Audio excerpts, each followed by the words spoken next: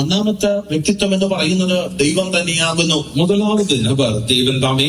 In the Psalms 95 verse 3, 95 സങ്കീർത്തനത്തിന്റെ 3-ാം വാക്യത്തിൽ 95 சங்கீதம் 3-ாம் வசனம், for the Lord is a great God and a great King above all gods. ദൈവം വലിയവനായ ദൈവം സകല ദേവന്മാരെക്കാളിലും മഹാരാജാവാകുന്നു. கர்த்தரே மகா தேவனும் எல்லா தேவர்களுக்கும் மகாராஜனுமாய் இருக்கிறார். Praise be to God. ദൈവത്തിന് സ്തോത്രം. தேவனுக்கு மகிமை உண்டாவதாக. The second great personality, that is Jesus Christ. രണ്ടാമത്തെ വ്യക്തിത്വം എന്ന് പറയുമ്പോൾ അത് കർത്താവായ യേശു ക്രിസ്തു. இரண்டாவது ரட்சிப்பிற்குரியதான நபர் கர்த்தராகிய இயேசு கிறிஸ்து. As we read in the book of Titus chapter 2 verse 13, തീത്തോസിന്റെ ലേഖനം 2-ാം അധ്യായത്തിന്റെ 13-ാം വാക്യത്തിൽ വായിക്കുന്നത് പോലെ, தீத்து 2-ாம் அதிகாரம் 13-ாம் வசனத்திலே நாம் வாசிக்கிற விடமாக, looking for that blessed hope and the glorious appearing of the great God and our Savior Jesus Christ. നമ്മുടെ രക്ഷിതാവായ നമ്മുടെ ദൈവവും മഹാദൈവവും നമ്മുടെ രക്ഷിതാവുമായ യേശു ക്രിസ്തുവിന്റെ തേജസ്സേറിയ പ്രത്യക്ഷതയ്ക്കായി കാത്തുകൊണ്ട് എന്ന് പറഞ്ഞിരിക്കുന്നു. நாம் நம்பியிருக்கிற ஆனந்த வாக்கியத்துக்கும் மகாதேவனும் நமது இரட்சகருமாக இயேசு கிறிஸ்துவுடைய மகிமையும் பிரசன்னமாகுதலுக்கு எதிர்பார்த்து கொண்டிருக்கிறோம். Praise be to God. ദൈവത്തിന് സ്തോത്രം. தேவனுக்கு ஸ்தோத்திரம். And the third great personality, that is called Holy Spirit. മൂന്നാമത്തെ മഹാ വ്യക്തിത്വം എന്ന് പറയുമ്പോൾ അത് ദൈവത്തിന്റെ പരിശുദ്ധാത്മാവാകുന്നു. இந்த இரட்சிப்புக்கு காரணராகிய மூன்றாவது நபர் பரிசுத்த ஆவியானவர். As we read in the book of Acts chapter 4 verse 33, അപ്പോസ്തല പ്രവൃത്തികൾ 4-ാം അധ്യായത്തിന്റെ 33-ാം വാക്യത്തിൽ വായിക്കുന്നത് പോലെ, அப்போஸ்தல நடவடிக்கைகள் 4-ாம் அதிகாரம் 33-ாம் வசனத்தின்படி, and with a great power gave the apostles witness to resurrection of the Lord Jesus Christ, and the great grace was upon them all. അപ്പോസ്തലന്മാർ മഹാശക്തിയോടെ കർത്താവായ യേശുവിന്റെ പുനരുദ്ധാനത്തിന് സാക്ഷ്യം പറഞ്ഞു വന്നു. എല്ലാവർക്കും വലിയ കൃപ ലഭിച്ചിരുന്നു. கர்த்தராகிய இயேசு கிறிஸ்து உயிர்த்தெழுதலை குறித்து அப்போஸ்தலருக்கு மிகுந்த பலமாய் சாட்சி கொடுத்தார்கள். அவர்கள் எல்லோரும் மேலும் பூரண கிருபை உண்டாகியிருந்தது. So here the name of the Holy Spirit has been said, great power. ഇവിടെ പരിശുദ്ധാത്മാവിന് മഹാശക്തി എന്നുള്ളതായ ഒരു നാമകരണം ചെയ്തിരിക്കുന്നു. இங்கே பரிசுத்த ஆவியானவரை குறித்து மிகுந்த பலன் என்று சொல்லப்பட்டிருக்கிறது. And fourthly, നാലാമതായിട്ട് நான்காவதாக, the fourth great personality, that is called the Bible itself. ഈ നാലാമത്തെ മഹാവ്യക്തിത്വം എന്ന് പറയുന്നത് സത്യവേദപുസ്തകം തന്നെയാകുന്നു. இரட்சிப்பிற்கு காரணமான நான்காவது ஆள் தத்துவம் என்று சொல்லும் பொழுது பரிசுத்த வேதாகமம், The great book the world ever saw. ലോകം കണ്ടിട്ടുള്ളതിൽ വെച്ച് ഏറ്റവും വലിയതായ പുസ്തകം.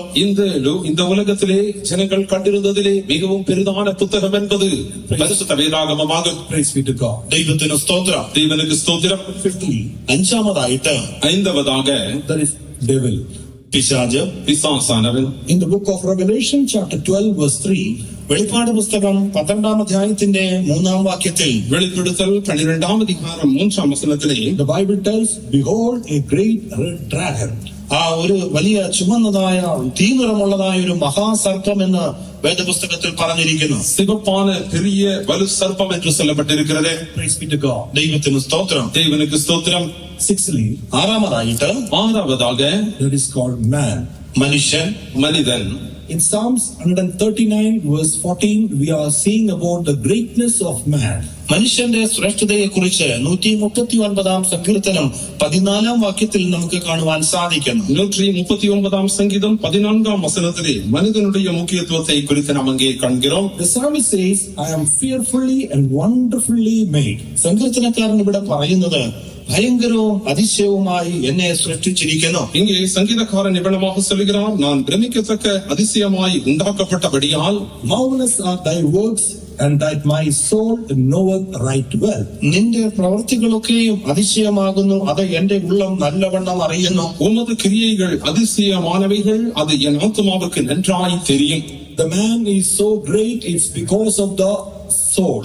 മനുഷ്യൻ തന്നിലുള്ളതായ പ്രാണൻ നിമിത്തമായിട്ട് വളരെ വിലയേറിയതായ ഒരു വ്യക്തിത്വമാകുന്നു. மனிதனுடைய ஆத்மாவின் நிமித்தம் மனிதன் மிகவும் மகத்துவமுள்ளவனாய் இருக்கிறான். And God created, the great God has been created this man in the very image and likeness of God. അതുമാത്രമല്ല ഈ വലിയവനായ ദൈവം തന്റെ സ്വരൂപത്തിലും സാദൃശ്യത്തിലുമാകുന്നു ഈ മനുഷ്യനെ സൃഷ്ടിച്ചിരിക്കുന്നത്. தேவன் இந்த மனிதனை தமது சாயலின்படியும் அவருடைய சொரூபத்தின்படியும் தேவன் உண்டாக்கினார். This is why the man is great.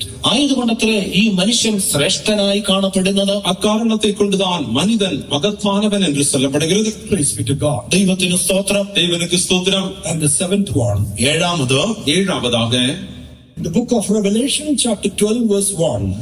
വെളിപ്പാട് പുസ്തകം 12-ാം അധ്യായത്തിന്റെ 1-ാം വാക്യത്തിൽ, வெளிப்படுத்தல் 12-ാം அதிகாரம் 1-ാം വചനത്തിലെ, A great wonder in heaven, a woman clothed with sun and the moon under her feet, and upon her head a crown of 12 stars. സ്വർഗത്തിൽ വലിയൊരു അടയാളം കാണുമാറായി സൂര്യനെ അണിഞ്ഞ ഒരു സ്ത്രീ, അവളുടെ കാൽ കീഴെ ചന്ദ്രനും അവളുടെ തലയിൽ 12 നക്ഷത്രം കൊണ്ടുള്ള കിരീടവും ഉണ്ടായിരുന്നു. அன்றியும் ஒரு பெரிய அடையாளம் வானத்திலே காணப்பட்டது.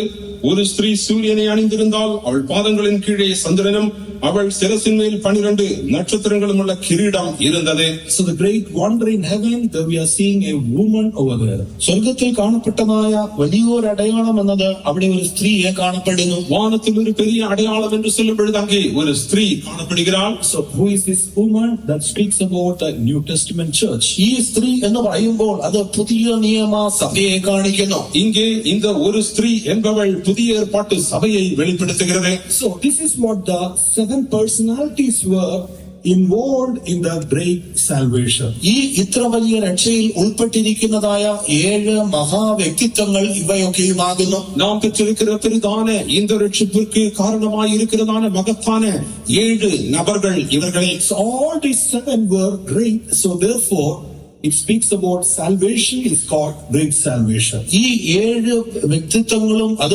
വലിയ ശ്രേഷ്ഠതയുള്ളതായതുകൊണ്ടാകുന്നു ഈ രക്ഷയ്ക്ക് ഇത്ര വലിയ രക്ഷ എന്ന് പറയപ്പെട്ടിരിക്കുന്നത്. இந்த 7 நபர்களும் அவர்களுக்கு விசேஷித்த தன்மைகள், பெரியவர்கள், மகத்தானவர்களாய் இருக்கிறபடியினால் தான் இது பெரிதான ரட்சிப்பு என்று சொல்லப்படுகிறது. Praise be to God. ദൈവത്തിന് സ്തോത്രം. தேவனுக்கு ஸ்தோத்திரம். Now one more introduction I will tell, and I will go, I will just briefly I will narrate this message. ഒരു അനുഭവം കൂടെ പറഞ്ഞതിന് ശേഷം ഇതിനെക്കുറിച്ച് ഞാൻ വിശദീകരിക്കാം. இன்னும் ஒரு முகவரியை மாத்திரம் சொல்ல பிறகு நான் சுருக்கமாக இந்த தேவ செய்தியை சொல்லி முடிக்க வாஞ்சிக்கிறேன். What is this salvation? ഈ രക്ഷ എന്നാൽ എന്താകുന്നു? இந்த ரட்சிப்பு என்று சொல்லும் பொழுது என்ன? One, God planned it. ഒന്നാമതായിട്ട് ദൈവം അത് പദ്ധതി ചെയ്തു. இந்த ரட்சிப்பு என்பது அது தேவனுடைய திட்டமாய் இருக்கிறது. Second, Christ purchased it. രണ്ടാമതായിട്ട് ക്രിസ്തു അത് വിലയ്ക്ക് വാങ്ങി. இரண்டாவதாக கிறிஸ்து கிரயத்திற்கு கொண்டார் என்று சொல்லப்படுகிறது. Thirdly, Holy Spirit presents it. മൂന്നാമതായിട്ട് പരിശുദ്ധാത്മാവ് അതിനെ വെളിപ്പെടുത്തുന്നു. மூன்றாவது பரிசுத்த ஆவியானவருடைய சமூகம் அங்கே ரட்சிப்பிலே காணப்படுகிறது. Fourthly, the God's word describes it. നാലാമതായിട്ട് ദൈവത്തിന്റെ വചനം അതിനെ നിർവചിക്കുന്നു. நான்காவதாக தேவனுடைய வசனம் அதை விளக்கி காண்பிக்கிறது. Fifthly, the devil hates it. അഞ്ചാമതായിട്ട് പിശാച് അതിനെ വെറുക്കുന്നു. ஐந்தாவதாக பிசாசுனவன் இந்த ரட்சிப்பை வெறுக்கிறான். Sixthly, it's just what man needs it. ആറാമതായിട്ട് ഇത് മാത്രമാകുന്നു മനുഷ്യന് ആവശ്യമായിരിക്കുന്നത്. ஆறாவதாக மனுஷனுக்கு இது இன்றியமையாததான ரட்சிப்பாயிருக்கிறது. And the seventh one who believes possesses it. ഏഴാമതായിട്ട് വിശ്വസിക്കുന്നവർ ഇത് അവകാശമാക്കുന്നു. ஏழாவதாக யார் இந்த ரட்சிப்பை விசுவாசிக்கிறார்களோ அதை அவர்கள் பெற்றுக் கொள்கிறார்கள். This is called salvation. ഇതിനെയാകുന്നു രക്ഷ എന്ന് വിളിക്കപ്പെട്ടിരിക്കുന്നത്. இதுவே ரட்சிப்பு என்று அழைக்கப்படுகிறது. Praise be to God. ദൈവത്തിന് സ്തോത്രം. தேவனுக்கு ஸ்தோத்திரம். So let us go briefly in the word of God and let us understand what it means. ആയതുകൊണ്ട് ദൈവവചനത്തെ നമുക്ക് ആഴത്തിൽ പഠിച്ചുകൊണ്ട് ഇതിന്റെ അർത്ഥം എന്താണ് എന്ന് നമുക്ക് മനസ്സിലാക്കാം. இவைகளின் அர்த்தம் என்ன என்று வேதாகமத்தின் மூலமாக சுருக்கமாக நாம் சிந்திப்போம். So what we seen about the great God has been planned it. നാം ഈ മഹാദൈവത്തെ കുറിച്ച് നാം ഒന്നാമതായിട്ട് കണ്ടത് ദൈവം തന്നെയാകുന്നു ഇതിനെ കുറിച്ച് പദ്ധതി ഇട്ടത്. இந்த ரட்சிப்பை குறித்து மகத்தான தேவனுடைய திட்டம் என்று நாம் கண்டோமே. When this has been planned, ഇത് എപ്പോഴാകുന്നു പദ്ധതി ഇട്ടത്? இந்த திட்டத்தை தேவன் எப்பொழுது வகுத்தார்? it's not today or yesterday and all. ഇത് ഇന്നോ ഇന്നലെയോ നടന്നതായ ഒരു കാര്യമല്ല. தேவன் அதை இன்றைக்கோ நேற்றோ திட்டம் தீட்டினவை அல்ல. Even in this world, when you see about the religions, ഈ ലോകത്തിലെ മതങ്ങളെ നാം നോക്കുമ്പോൾ இந்த உலகத்திலுள்ளதான மதங்கள் சமயங்களை குறித்து நாம் பார்க்கும் பொழுது Religion has been introduced so many gods. മതങ്ങൾ പലവിധ ദൈവങ്ങളെ മനുഷ്യരോട് പറയുകയാണ്. மதம் பலவிதமான தெய்வங்களை குறித்து மனிதனுக்கு அறிமுகப்படுத்துகிறது. Even when you see about the history of this world, even the oldest religion is called in the around some 3,000 years old. ഇതാ ചരിത്രത്തിൽ കൂടെ നോക്കുമ്പോൾ ഈ ലോകത്തിലെ ഏറ്റവും പഴയ മതത്തിന് ഏകദേശം 1000-ഓളം വർഷങ്ങൾ പഴക്കമുണ്ട്. வேதாகமத்தின்படி இந்த உலகத்தின் மதங்களிலே மிகவும் பழமையான மதம் என்பது 3000 வருடங்களுக்கு முன்பு முதல் துவங்கின மதமாகும். Like a Sumerian religion, it's having an age called 3,000 years. Sumerian മതത്തിന് ഏകദേശം 1000-ഓളം വർഷം പഴക്കമുണ്ട് എന്ന് കാണപ്പെടുന്നു. சுமேரியன் மதத்திற்கு 3000 வருடங்கள் பழக்கமுண்டு என்று காண்கிறோம். Otherwise, it has been BC 3000. വേറെ അർത്ഥത്തിൽ പറഞ്ഞാൽ ക്രിസ്തുവിന് മുൻപ് 100-ാം ആണ്ടിലോടുകൂടി ആരംഭിച്ച മതമാകുന്നു. இந்த மதமானது கிறிஸ்துவுக்கு முன் 3000 வருடங்களுக்கு முன்பு ஆரம்பமானது. Even the Egyptian religion also has been started before 3000 years BC.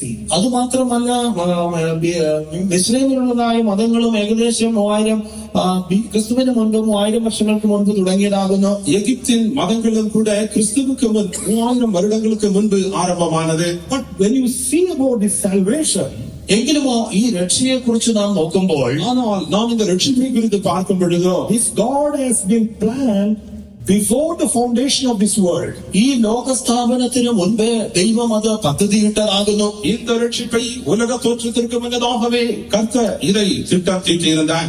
That is what we read in Ephesians chapter 1 verse 4. അതാകുന്നു എഫേസ്യ ലേഖനം 1-ാം അധ്യായത്തിന്റെ 4-ാം വാക്യത്തിൽ നാം വായിക്കുന്നത്. அதைதான் எபேசியர் 1-ாம் அதிகாரம் 4-ாம் வசனத்திலே வாசிக்கிறோம்.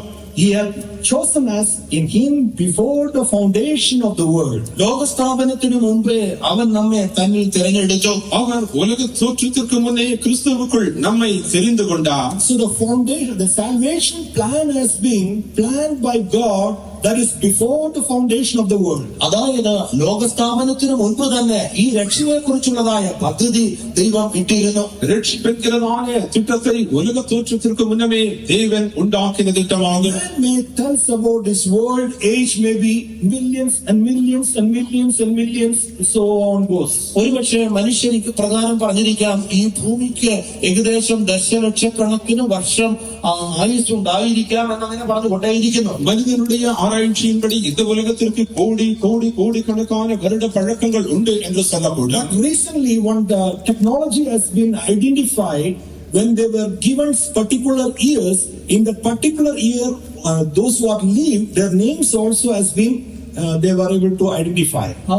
അടുത്ത കാലത്ത് ശാസ്ത്രപരമായിട്ടുള്ളതായ ഒരു പരീക്ഷണത്തിൽ കൂടെ അവര് ഇങ്ങനെ അതിനെക്കുറിച്ച് വർഷങ്ങൾ കണക്കിന് ഇങ്ങനെ പരിശോധിച്ചു കൊണ്ടിരുന്നപ്പോൾ അതിനനുസരിച്ചുള്ളതായ പേരുകളും വെളിപ്പെട്ടു വന്നതായിട്ട് അടുത്ത കാലത്ത് പറയപ്പെടുകയുണ്ടായി. சமீப நாட்களிலே வந்ததான ஒரு நுட்பத்தின் மூலமாக பண்டைய காலத்திலே ஜீவித்திருந்தவர்களுடைய அந்த வருடத்தினுடைய அக்கத்தை கொடுக்கும் பொழுது அவர்கள் பேர்களும் கூட அதை வெளிப்படுத்துவதாக. When they brought the timeline behind, and they were able to see those personalities who are lived in that particular time. ആ സമയത്തിന്റെ ആരംഭം മുതൽ നോക്കുമ്പോൾ തന്നെ ആ ഓരോ സമയത്തിലും ജീവിച്ചിരുന്നതായ പ്രത്യേക വ്യക്തികളുടെ പേരുകളെ അവർക്ക് കണ്ടെടുക്കുവാൻ കഴിഞ്ഞു പോയി. அங்கே குறிக்கப்பட்டதான காலகட்டத்திற்குள்ளாக ஜீவித்திருந்த நபர்களுடைய பேர்களை கூட அவர்கள் கண்டுபிடித்ததாக சொல்லப்படுகிறது. When they brought some under the thousands of years behind, they were able to see the names called like David, Solomon has been appeared in the screen. ഏകദേശം 1000 വർഷങ്ങൾക്ക് മുൻപോട്ട് അവർ ഇതിനെക്കുറിച്ച് പരിശോധന നടത്തിയപ്പോൾ അതിൽ ദാവീദ് അതുപോലെ ശലോമോൻ അങ്ങനെയുള്ളതായ പല പേരുകളും അവർക്ക് വെളിപ്പെട്ടു വന്നു പോലും. 1000 வருடங்களுக்கு பின்பு ஜீவித்தவர்களுடைய பேர்கள் அவர்கள் ஆராய்ச்சி செய்த பொழுது அவர்கள் திரையிலே தாவீது, சாலமோன் இவர்களின் பேர்களும் தென்பட்டதாக சொல்லப்படுகிறது. They brought a little more down that timeline. They were able to see the name called Abraham, Isaac and Jacob and all. പിന്നെയും കുറച്ചുകൂടെ പുറകിലോട്ട് അവർ പരിശോധിച്ചു നോക്കിയപ്പോൾ അവർക്ക് അബ്രഹാം, ഇസഹാക്ക്, യാക്കോബ് അങ്ങനെയുള്ളതായ പേരുകളും വെളിപ്പെട്ടു വന്നു പോലും. அவர்களுக்கு முன்னான காலகட்டங்களை குறித்து அவர்கள் ஆராய்ச்சி செய்த பொழுது ஆபிரகாம், ஈசாக்கு, யாக்கோபு அவர்களுடைய பேர்களும் தென்பட்டதாக சொல்லப்படுகிறது. So that timeline has been gone, and up to like 6,000 years. അങ്ങനെ ആ സമയ കാലപരിധി ഏകദേശം 6000 വർഷത്തോളം മുൻപോട്ട് പോയി. இவ்வளவாக அவர்கள் ஆராய்ச்சி செய்து பின்னாக போகும் பொழுது ஏறக்குறைய 1000 வருடங்களுக்கு முன்னதாக வரையிலும் அவர்கள் கண்டுபிடித்திருக்கிறார்கள். Praise be to God. ദൈവത്തിന് സ്തോത്രം. தேவனுக்கு ஸ்தோத்திரம். So the world age is, that is what we were also saying about 6,000 years and plus.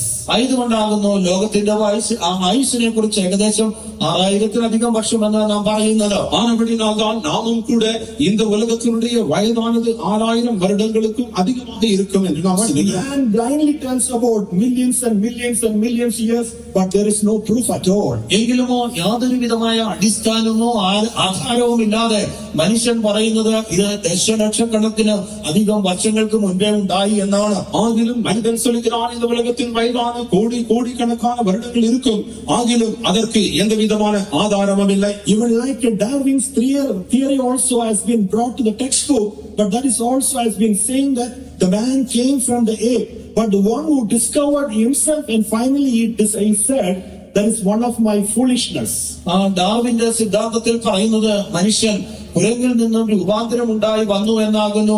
ആ സിദ്ധാന്തം ഉണ്ടാക്കിയതായ വ്യക്തി തന്നെയും തന്റെ പറഞ്ഞുണ്ടായി ഞാൻ ചെയ്തത് വളരെ ദോഷകരമായ ഒരു സിദ്ധാന്തമായിരുന്നു എന്ന്. டார்வின் தன்னுடைய கருத்தை அவன் இந்த பாடப்புத்தகத்திலே எழுதப்பட்டது அது என்னவென்றால் மனிதன் குரங்கிலிருந்து வந்தான் என்று அவன் எழுதினாலும் கூட கடைசியிலே அது அவனுடைய ஒரு தவறான கருத்து என்று தானே ஒப்புக்கொண்டிருக்கிறார். But in the year 1950 plus, the US has been introduced this theory into the textbook.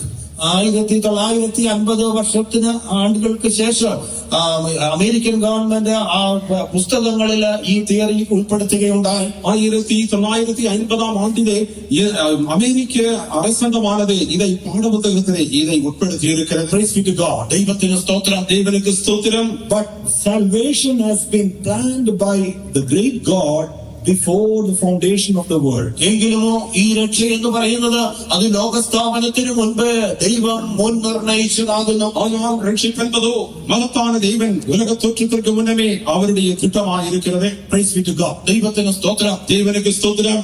Secondly, രണ്ടാമതായിട്ട് இரண்டாவதாக as we seen about that, Jesus purchased it.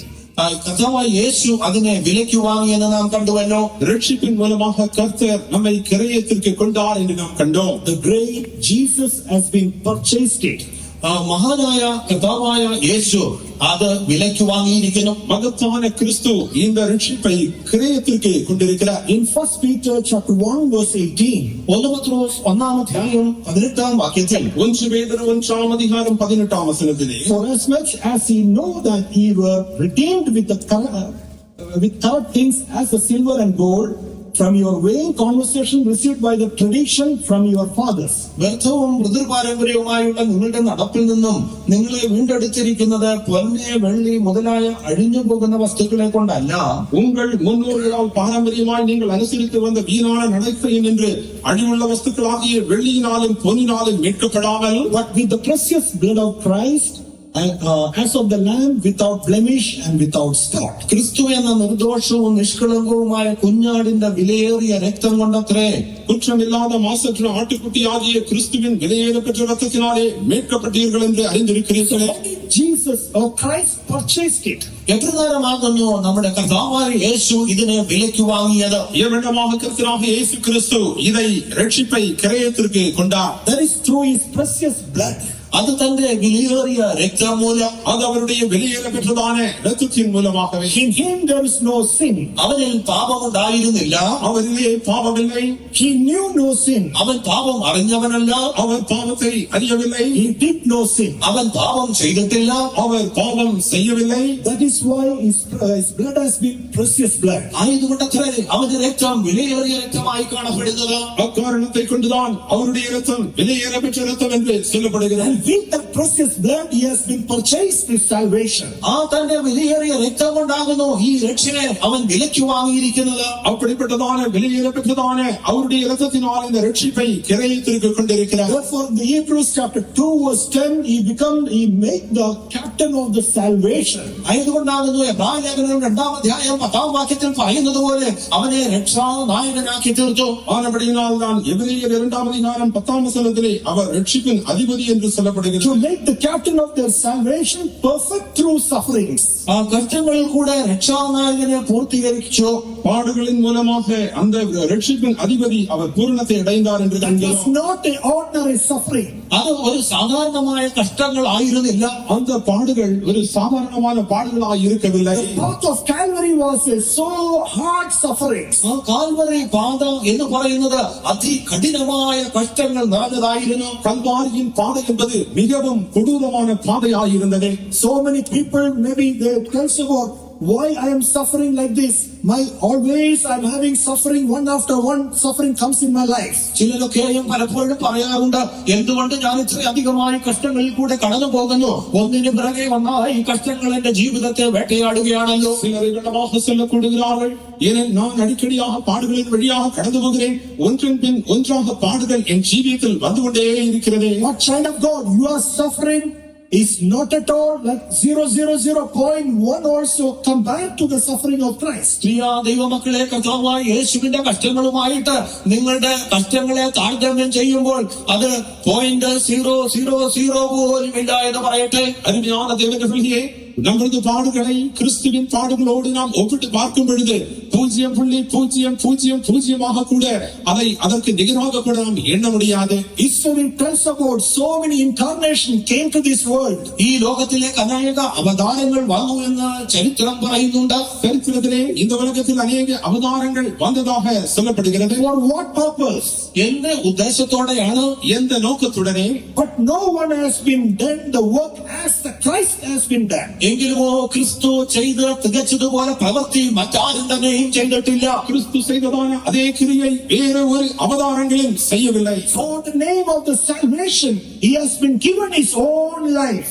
ആ രക്ഷ എന്ന നാമത്തിന് വേണ്ടി ആ കാരണ നിമിത്തമായിട്ട് അവൻ തന്റെ സ്വന്തം ജീവനെ പോലും കൊടുത്തു. ரட்சிக்கிறதான காரணத்திற்காக தமது சொந்த ஜீவனையும் இயேசு கொடுத்தார். So many incarnations came to this world to take away somebody's life. മറ്റുള്ളവരുടെ ജീവനെ എടുക്കേണ്ടതിനായിട്ട് പല അവതാരങ്ങളും ഈ ഭൂമിയിൽ അവതരിച്ചിട്ടുണ്ട്. அநேகருடைய ஜீவனை பறித்துக் கொள்ளும்படியாக அநேக அவதாரங்கள் இந்த பூமியிலே அவதரித்தன. But why Jesus Christ is great? എന്തുകൊണ്ട് കർത്താവായ യേശു ക്രിസ്തു അതിശ്രേഷ്ഠനായി കാണപ്പെടുന്നു? ஆனாலும் கூட கர்த்தராகிய இயேசு கிறிஸ்து ஏன் மகத்தானவர்? For this work of salvation, he has been given his life. ഈ രക്ഷയുടെ പ്രവൃത്തിക്ക് വേണ്ടിയിട്ട് അവൻ തന്റെ സ്വന്തം ജീവനെ തന്നെ കൊടുത്തു. ஏனென்றால் இந்த ரட்சிப்பின் கிரியைக்காக தமது ஜீவனையே அவர் கொடுத்திருக்கிறார். He's not took away somebody's life, but he himself gave his own life. അവൻ മറ്റാരുടെയും ജീവനെ എടുത്തില്ല, പ്രത്യുത രക്ഷയ്ക്കായിട്ട് തന്റെ ജീവനെ തന്നെ അവൻ കൊടുത്തു. அவர் வேறு ஒருவருடைய ஜீவனை பறித்துக் கொள்ளாமல் இந்த ரட்சிப்பின் காரணமாக தமது ஜீவனை அவர் கொடுத்திருக்கிறார். He purchased that salvation by his precious blood. So therefore, Bible tells about that salvation is only in the name of Jesus and Jesus alone. തന്റെ വിലയേറിയതായ രക്തം കൊണ്ട് ഈ രക്ഷയെ അവൻ കൈവശമാക്കി വിലയ്ക്ക് വാങ്ങിയിരിക്കുന്നത് കൊണ്ടാകുന്നു. സത്യവേദ പുസ്തകം വളരെ വ്യക്തമായിട്ട് പറയുന്നത് രക്ഷയ്ക്കായിട്ട് കർത്താവായ യേശുവിന്റെ നാമമല്ലാതെ മറ്റൊന്നുമില്ല, അവൻ മാത്രമേ ഉള്ളൂ എന്ന്. கர்த்தராகிய இயேசு கிறிஸ்து தமது சொந்த இரத்தத்தினாலே இந்த ரட்சிப்பை அவர் கிரயத்திற்கு கொண்டபடியினால் பரிசுத்த வேதாகமம் தெளிவாய் சொல்லுகிறது, ரட்சிக்கப்படுவதற்கு வேறே ஒரு நாமம் இல்லை, கர்த்தராகிய இயேசு கிறிஸ்துவின் நாமமே அன்றி வேறொரு நாமம் இல்லை. Because that salvation Jesus purchased through his life. എന്തുകൊണ്ടെന്നാൽ ആ രക്ഷ തന്റെ ജീവനെ കൊടുത്താകുന്നു യേശു വിലയ്ക്ക് വാങ്ങിയത്. ஏனென்றால் அந்த நாமத்தை அவர் தமது சொந்த ஜீவனை கொடுத்து பெற்றுக்கொண்டார். That is why his name is called the captain of salvation. ഇതുകൊണ്ടത്രേ അവനെ രക്ഷാനായകൻ എന്ന് വിളിക്കപ്പെടുന്നത്. ஆனபடினால் தான் அவர் ரட்சிப்பின் அதிபதி, இல்லாவிட்டால் ரட்சிப்பின் காரணர் என்று. So therefore, to receive the salvation, there is no other name, only Jesus and Jesus alone. ഇതുകൊണ്ട് രക്ഷയ്ക്ക് മറ്റ് യാതൊരു നാമങ്ങളും കൊടുക്കപ്പെട്ടിട്ടില്ല, അത് കർത്താവായ യേശുവിന്റെ ഏക നാമം മാത്രമേ ഉള്ളൂ. ஆனபடினால் ரட்சிக்கப்படுவதற்கு இயேசுவின் நாமமே அன்றி வேறொரு நாமம் கொடுக்கப்படவே இல்லை, அவருடைய நாமம் மட்டுமே. Praise be to God. ദൈവത്തിന് സ്തോത്രം. தேவனுக்கு ஸ்தோத்திரம். Thirdly, as we sing about, as I told you, the Holy Spirit presents it. മൂന്നാമതായിട്ട് ആ ദൈവത്തിന്റെ പരിശുദ്ധാത്മാവ് അതിനെ വെളിപ്പെടുത്തി. மூன்றாவதாக பரிசுத்த ஆவியானவர் தாமே இந்த ரட்சிப்பை வெளியரங்கமாக்கினார். In the book of Titus chapter 3 verse 5, തീത്തോസിന്റെ ലേഖനം 3-ാം അധ്യായത്തിന്റെ 5-ാം വാക്യത്തിൽ தீத்து 3-ாம் அதிகாரம் 5-ாம் வசனத்திலே, not by the works of the righteousness which we have done, നാം ചെയ്തതായ നീതി പ്രവർത്തികൾ നിമിത്തമായിട്ടല്ല, நாம் செய்த நீதியின் கிரியைகளின் நிமித்தமாக அல்ல, but according to his mercy he saved us by the washing of regeneration and renewing of the Holy Ghost. തന്റെ കരുണപ്രകാരമത്രേ അവൻ പുനർജന്മ സ്നാനം കൊണ്ടും പരിശുദ്ധാത്മാവിന്റെ നവീകരണം കൊണ്ടും തന്നെ தமது இரக்கத்தின்படியே மறுஜென்மம் ஒழுக்கினாலும் பரிசுத்த ஆவியினுடைய புதிதாகுதலினாலும் அவர் நம்மை ரட்சித்தார். When all the generation of this world were corrupted by sin, ഈ മുഴു ലോകത്തിന്റെയും തലമുറകൾ പാപത്താൽ പങ്കിലമാക്കപ്പെട്ടപ്പോൾ இந்த உலகத்தினுடைய எல்லா தலைமுறைகளும் பாவத்தினாலே அவர்கள் கரைபடிந்து கெட்டுப்போனவர்கள் ஆன பொழுதும், and to renew that work, God saw from heaven, but he could not see anyone for that work. ആ ദൈവം സ്വർഗത്തിൽ നിന്ന് നോക്കിയപ്പോൾ ആ പ്രവൃത്തിയെ ചെയ്യുവാൻ തക്കവണ്ണം ആ ഒരു മനുഷ്യനെ പോലും ദൈവത്തിന് കാണുവാൻ കഴിഞ്ഞില്ല. பரலோகத்திலிருந்து தேவன் இந்த பூமியை நோக்கின பொழுது இந்த ரட்சிப்பின் கிரியை செய்வதற்கு ஒருவரையும் அவர் காணவில்லை. In Psalms 14 verse 2, 14 സങ്കീർത്തനം 2 വാക്യത്തിൽ വായിക്കുമ്പോൾ 14 சங்கீதம் 2 வசனத்திலே நாம் வாசிக்கிறோம். the Lord looked down from heaven upon the children of men, ദൈവം സ്വർഗത്തിൽ നിന്ന് മനുഷ്യപുത്രന്മാരെ നോക്കുന്നു. கர்த்தர் பரலோகத்திலிருந்து மனுபுத்திரரை கண்ணோக்கினார். and see if there were any that did understand. ദൈവത്തെ അന്വേഷിക്കുന്ന ബുദ്ധിമാനുണ്ടോ എന്ന് കാണേണ്ടതിന് தேவனை தேடுகிற உணர்வுள்ளவன் உண்டோ என்று அவர் நோக்கி பார்த்தார். He could not see.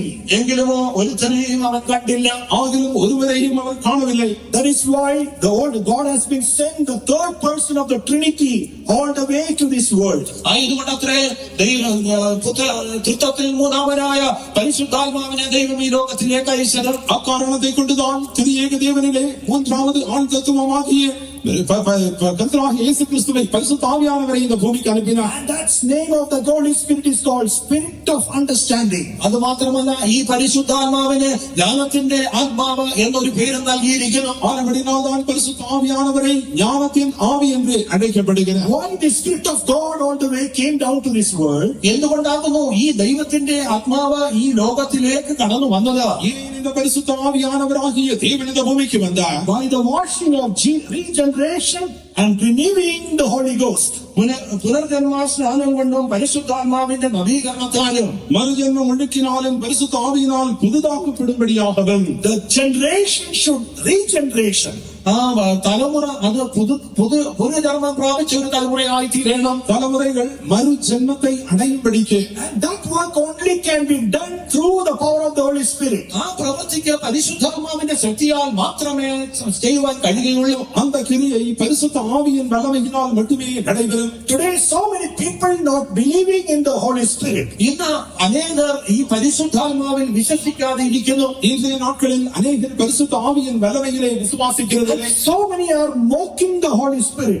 അത് മാത്രമല്ല, പലരും ഈ പരിശുദ്ധാത്മാവിനെ പരിഹസിക്കുകയും ചെയ്യുന്നു. அது மட்டுமின்றி பரிசுத்த ஆவியை பரியாசம் பண்ணுகிறவர்களும் உண்டு. And before you, I done this work in my life. നിങ്ങൾക്ക് മുൻപായിട്ട് എന്റെ ജീവിതത്തിൽ ഞാനും ഈ പ്രവൃത്തി ചെയ്തിട്ടുണ്ട്. என் ஜீவியத்திலே உங்களுக்கு முன்பாக நானும் இந்த கிரியை செய்திருக்கிறேன். When my mother received the Holy Spirit and when she started to fill in the Holy Spirit and speak in unknown tongues, me and my brother and my father used to mock her. എന്റെ മാതാവ് പരിശുദ്ധാത്മാഭിഷേകം പ്രാപിച്ച ആത്മാവിൽ നിറഞ്ഞ് അന്യഭാഷ സംസാരിക്കുന്ന സമയത്ത് ഞാനും എന്റെ സഹോദരനും സഹോദരിയും ഒക്കെയും ചേർന്ന് അമ്മയെ പരിഹസിച്ചിട്ടുണ്ട്. என்னுடைய தாயார் பரிசுத்த ஆவியின் அபிஷேகத்தை பெற்று பரிசுத்த ஆவியிலே நிறைந்த அந்நிய பாஷை பேசும் பொழுது நானும் எனது தகப்பனாரும் என் சகோதரியும் சேர்ந்து அவர்களை பரியாசம் On the பண்ணியிருக்கிறோம். day when I received the power of the Holy Spirit, then only I came to know about the value of this Holy Spirit. എങ്കിലും ഞാൻ പരിശുദ്ധാത്മാഭിഷേകം പ്രാപിച്ച നാളിലാകുന്നു ഈ പരിശുദ്ധാത്മാവിന്റെ വില എന്താണ് എന്ന് എനിക്ക് തിരിച്ചറിയുവാൻ സാധിച്ചത്. எந்த நாளிலே நான் பரிசுத்த ஆவியை பெற்றுக் கொண்டேனோ அந்த நாளில் இந்த பரிசுத்த ஆவியின் மேன்மையை அறிந்து கொண்டேன். Holy Spirit means just is not speaking in unknown tongues. പരിശുദ്ധാത്മാഭിഷേകം എന്ന് പറയുമ്പോൾ അത് അന്യഭാഷയിൽ സംസാരിക്കുക എന്ന് മാത്രമല്ല, பரிசுத்த ஆவியின் அபிஷேகம் என்பது பரிசுத்த ஆவியிலே நிறைந்த அந்நிய பாஷையை பேசுவது மட்டுமன்றி, Each time when the power of the Holy Spirit comes in your life, it is renewing your life. പരിശുദ്ധാത്മാഭിഷേകം നിങ്ങളുടെ ജീവിതത്തിലേക്ക് കടന്നു വരുമ്പോഴൊക്കെയും അത് നിങ്ങളുടെ ജീവിതങ്ങളെ പുതുക്കിക്കൊണ്ടേയിരിക്കുന്നു. பரிசுத்த ஆவியின் வல்லமை எப்பொழுதெல்லாம் உங்கள் ஜீவியத்திலே வருகிறதோ அப்பொழுதெல்லாம் உங்கள் ஜீவியத்தை அது புதிதாக்குகிறது. It transforms our characters. അത് നമ്മുടെ സ്വഭാവങ്ങളെ രൂപാന്തരപ്പെടുത്തുന്നു. அது நமது சுபாவத்தை மறுரூபப்படுத்துகிறது. And that Spirit is changing our our image to the very image of God. ആ ആത്മാവ് നമ്മുടെ സ്വരൂപത്തെ ദൈവത്തിന്റെ അതേ സ്വരൂപമാക്കി മാറ്റുന്നു. அந்த பரிசுத்த ஆவியானது நமது சாயலை தேவனுடைய சாயலுக்கு ஒப்பாக மறுரூபப்படுத்துகிறது. It is true, when God created the man, he created in the very image and likeness of God. ദൈവം മനുഷ്യനെ സൃഷ്ടിച്ചപ്പോൾ ദൈവത്തിന്റെ അതേ സാദൃശ്യത്തിലും സ്വരൂപത്തിലുമാണ് സൃഷ്ടിച്ചു എന്നുള്ളതാകുന്നു വാസ്തവം. தேவன் மனிதனை உண்டாக்கின பொழுது அவருடைய സ്വരൂപത്തിன்பടിയും சாயலின்படியும் உண்டாக்கினார் என்பது உண்மையே. But on the day when he disobeyed the commandments of God, he lost the image and likeness of God. എങ്കിലുമോ ദൈവത്തിന്റെ കൽപ്പനയോട് അവൻ അനുസരണക്കേട് കാണിച്ച് ലംഘനം ചെയ്തതായ നാളിൽ ദൈവത്തിന്റെ ആ സ്വരൂപവും സാദൃശ്യവും അവന് നഷ്ടമായി പോയി. இன்றைக்கு மனிதன் தேவனுடைய கட்டளையை மீறி கீழ்ப்படியாமை காண்பித்தானோ கர்த்தருடைய சாயலும் சுரூபம் அவன் ஜீவியத்தை விட்டு நீக்கப்பட்டது. As I told you, man was great on the time of his creation. ഞാൻ നിങ്ങളോട് പറഞ്ഞതുപോലെ തന്നെ മനുഷ്യൻ സൃഷ്ടിക്കപ്പെട്ട നാളിൽ അവൻ ശ്രേഷ്ഠനായിരുന്നു. மனிதன் உண்டாக்கப்பட்ட நாளிலே மனிதன் ஒரு மகத்தான சிருஷ்டியாயிருந்தார். Praise be to God. ദൈവത്തിന് സ്തോത്രം. தேவனுக்கு ஸ்தோத்திரம். The greatness of man is because the great God has been created, the man in the very image and likeness of that great God. ഈ മനുഷ്യന്റെ ശ്രേഷ്ഠത എന്ന് പറയുമ്പോൾ വലിയവനായ ദൈവം ആ മനുഷ്യനെ സൃഷ്ടിച്ചു. അത് മാത്രമല്ല ദൈവത്തിന്റെ അതേ സാദൃശ്യത്തിലും സ്വരൂപത്തിലും മനുഷ്യനെ സൃഷ്ടിച്ചതുമാകുന്നു. ஏன் மனிதனுடைய சிருஷ்டி ஒரு மகத்தான சிருஷ்டி என்றால் மகத்தான தேவன் மனிதனை தமது சாயலின்படியும் அவருடைய ரூபத்தின்படியும் உண்டாக்கினார். When he lost the image and likeness of that God, എങ്കിലുമോ ആ ദൈവത്തിന്റെ സ്വരൂപവും സാദൃശ്യവും അവന് നഷ്ടമായി പോയപ്പോൾ எப்பொழுது மனிதன் தன்னுடைய தேவனுடைய സ്വരൂപത്തെയും സായലെയും ഇഴന്നു പോലാൽ now that work has been doing by this Holy Spirit right now. ഇപ്പോൾ ദൈവത്തിന്റെ പരിശുദ്ധാത്മാവാകുന്നു ആ പ്രവൃത്തി ചെയ്തുകൊണ്ടിരിക്കുന്നത്. அந்த கிரியை இப்பொழுது பரிசுத்த ஆவியானவர் நம்மிலே செய்து கொண்டிருக்கிறார். That generation should become regeneration. ആ തലമുറ അത് ഒരു പുതുക്കം പ്രാപിച്ച തലമുറയായി തീരണം. அந்த தலைமுறை மறுஜென்மம் இல்லாவிட்டால் மறுபடியும் பிறக்கிற அனுபவத்திற்குள்ளாக வர வேண்டும். And through any of your works, you cannot come to the very image and likeness of God. മനുഷ്യന്റെ യാതൊരു പ്രവൃത്തിയാലും ദൈവത്തിന്റെ അതേ സ്വരൂപവും സാദൃശ്യവും പ്രാപിക്കാൻ സാധ്യമേ അല്ല. மனிதன் செய்கிற எந்த ஒரு கிரியையினாலும் அவன் தேவனுடைய சாயலையும் சுரூபத்தையும் அடைய முடியாது. If you take a dip in the holy water, you cannot come into the very image and likeness of God. ആ പുണ്യ ജലത്തിൽ നിങ്ങൾ മുങ്ങിയത് കൊണ്ടോ പുണ്യ നദികളിൽ മുങ്ങിയത് കൊണ്ടോ ദൈവത്തിന്റെ അതേ സ്വരൂപവും സാദൃശ്യവും നിങ്ങൾക്ക് പ്രാപിക്കാൻ സാധ്യമല്ല. புனிதமான தண்ணீரிலோ ஆற்றிலோ முழுகிறது நிமித்தமாக தேவனுடைய சாயலை பெற்றுக்கொள்வது Because you walked upon the fire, therefore you cannot come to the very image and likeness of God. ഒരുപക്ഷെ തീയുടെ മുകളിൽ കൂടെ നടന്നത് കൊണ്ടും ആ ദൈവത്തിന്റെ സാദൃശ്യവും സ്വരൂപവും പ്രാപിക്കാനും കഴിയുകയില്ല. மனிதன் தீ மிதித்தால் இல்லாவிட்டால் தீயின் மேல் நடந்தாலோ தேவனுடைய சாயலை அடைய முடியாது. Because you have visited some holy place, therefore man cannot receive the image and likeness of God. ഏതെങ്കിലും പുണ്യഭൂമി എന്നറിയപ്പെടുന്നതായ സ്ഥലങ്ങൾ സന്ദർശിച്ചതുകൊണ്ടും മനുഷ്യന് ദൈവത്തിന്റെ സ്വരൂപവും സാദൃശ്യവും പ്രാപിക്കാൻ സാധ്യമല്ല.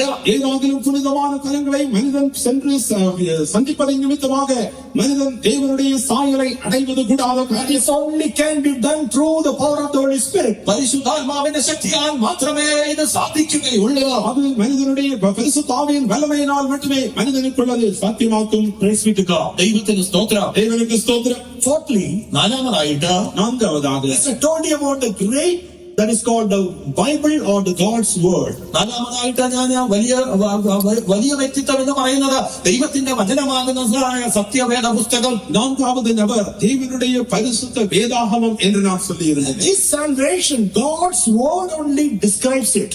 ഈ രക്ഷയെ കുറിച്ച് ദൈവത്തിന്റെ വചനമാകുന്നു അത് നിർവചിച്ചിരിക്കുന്നത്. இந்த தேவனுடைய பெரிதான ரட்சிப்பை குறித்து தேவனுடைய பரிசுத்த வேதாகமே நமக்கு விளக்கி காண்பிக்கிறது. Therefore, if a man want to know about the salvation, he have to go through the Bible. ആയതുകൊണ്ട് ഒരുവന് രക്ഷ പ്രാപിക്കണമെങ്കിൽ അവൻ തീർച്ചയായിട്ടും വേദപുസ്തകത്തിൽ കൂടെ കടന്നുപോയേ മതിയാകുകയുള്ളൂ. எந்த ஒரு மனிதனும் ரட்சிப்பை அடையும்படிக்கு வேதாகமத்தினூடாக அவன் கடந்து செல்ல வேண்டியது அவசியம். Because God's Word describes it about salvation. എന്തുകൊണ്ടെന്നാൽ ഈ രക്ഷയെ കുറിച്ച് ദൈവത്തിന്റെ വചനമാകുന്നു നിർവചിച്ചു പറഞ്ഞിരിക്കുന്നത്. ஏனென்றால் தேவனுடைய ரட்சிப்பை இந்த வேதாகமம் தான் நமக்கு விளக்கமாக சொல்லுகிறது. In 1 Corinthians chapter 15 verse 3, the Bible tells, 1 കൊരിന്ത്യർ 15 അധ്യായത്തിന്റെ 3-ാം വാക്യത്തിൽ സത്യവേദ പുസ്തകം പ്രകാരം പറയുന്നു. 1 കൊരിന്ത്യർ 15-ാം അധികാരം 1-ാം വചനത്തിലെ വേദാകമം ഇപ്രകാരமாக சொல்லுகிறது. praise be to God. ദൈവത്തിന് സ്തോത്രം. தேவனுக்கு ஸ்தோத்திரம். First of all, what is this Bible means? ഒന്നാമതായിട്ട് ഈ സത്യവേദ പുസ്തകം എന്ന് പറഞ്ഞാൽ എന്താകുന്നു? முதலாவது வேதாகமம் என்று சொன்னால் என்ன? I seen one of the clip our center mother was teaching one song to the children, BIBLE. ഒരിക്കലും നമ്മുടെ സെൻട്രൽ മദർ കുഞ്ഞുങ്ങളെ ഒരു പാട്ട് പഠിപ്പിച്ചപ്പോൾ BIBLE എന്ന അങ്ങനെ ഒരു പാട്ട് പഠിപ്പിക്കുകയുണ്ടായി. நம்முடைய சென்ட்ரல் மதர் அவர்கள் பிள்ளைகளுக்கு ஒரு பாடலை கற்றுக் கொடுத்த பொழுது BIBLE என்று அவர்கள் சொல்லிக் கொடுத்தார். What is this Bible BIBLE? ഈ ബൈബിൾ എന്നാൽ BIBLE എന്ന് വെച്ചാൽ എന്താകുന്നു? வேதாகமம் என்கிற இந்த பைபிள் சொல்லுகிறது என்ன? The basic information before leaving earth.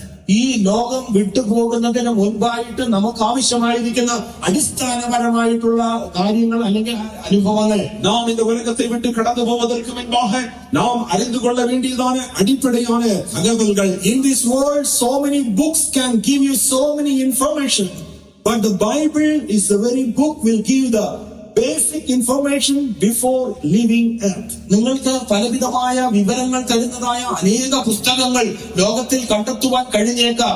എങ്കിലുമോ ഈ ലോകം വിട്ടു പോകുന്നതിന് മുൻപായിട്ട് നിങ്ങൾ പ്രാപിച്ചേൽപ്പിക്കേണ്ടതായ അടിസ്ഥാന വിവരങ്ങൾ നൽകുന്നതായ പുസ്തകമാകുന്നു ഈ സത്യവേദ പുസ്തകം. உலகத்திலுள்ள அநேக புத்தகங்கள் அநேக தகவல்களை நமக்கு தரக்கூடும். ஆகிலும் இந்த வேதாகமம் ஒரு மனிதன் இந்த பூமியை விட்டு கடந்து போவதற்கு முன்பாக அவனுக்கு தேவையான அடிப்படையான தகவல்களை அவனுக்கு தருகிறது. The man who lived in this world, at least he have to go through this Bible in his life. ഈ ലോകത്തിൽ ജീവിക്കുന്നതായ ഒരു മനുഷ്യനെ സംബന്ധിച്ചിടത്തോളം തന്റെ ആയുസ്സു നാളുകളിൽ അവൻ ഈ വേദപുസ്തകത്തിൽ കൂടെ കടന്നു പോകേണ്ടിയിട്ടായിട്ടുണ്ട്. இந்த பூமியிலே இருக்கிறதான மனிதன் குறைந்தபட்சம் தன் ஆயுள் நாட்களிலே இந்த வேதாகமத்தினூடாக அவன் கடந்து செல்ல வேண்டியது மிகவும் இன்றியமையாததாகும். The Bible tells in 1 Corinthians chapter 15 verse 3, 1 കൊരിന്ത്യർ 15 അധ്യായം 3 വാക്യത്തിൽ സത്യവേദ പുസ്തകം പറയുന്നത് 1 കൊരിന്ത്യർ 15 அதிகாரம் 3 வசனத்திலே வேதாகமம் இவ்விதமாக சொல்லுகிறது. how that Christ died for our sins according to the scriptures. ക്രിസ്തു നമ്മുടെ പാപങ്ങൾക്ക് വേണ്ടി തിരുവെഴുത്തുകൾ പ്രകാരം മരിച്ചു.